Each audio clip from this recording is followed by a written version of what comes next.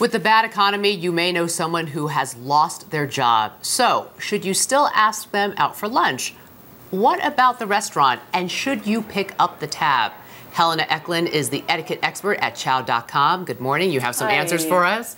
Yes. First of all, what is the first thing you should say to a friend if you find out that they've lost their job? Well, it's basically the same as when someone's lost a loved one. You just keep it very simple. There's 3 things you need to say.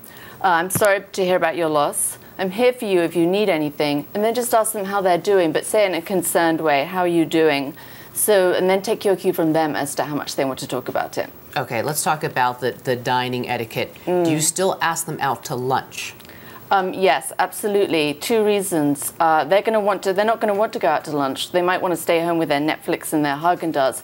But it's very important for them to go out and socialize, because seeing friends is a great mood elevator. And number 2, socializing is a great way to network. And you never know how you're going to get your next job, who you're going to meet at a party or in a bar. I met the editor of chow.com in a bar, as it happens. There you go, and now you're employed by them. Yes. Okay, so after you've established that, how do you know what's the right place to pick, the right setting? Like what kind of price range are you looking for? And it's okay to choose the cheaper place out of deference to they might be stressing about money a little bit.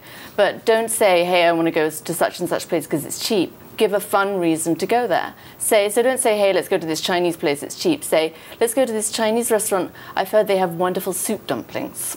There you go. I know the place you're talking about, by the way. So that's another story. Okay, when the bill comes, that could get very awkward. We asked a few people, what happens? Do you split the bill? We got some very different responses from people who've been in this position. Let's listen. I find that my friends, we support each other during tough situations. That would be a way to help, is by picking up the check. I don't offer to pay in any of those situations. Kind of, split the bill. It's bad manners, I think, to try to pay your friend's bill because he's unemployed. I think that just goes a little too far. All right, who's right, who's wrong? What do you do when the check comes?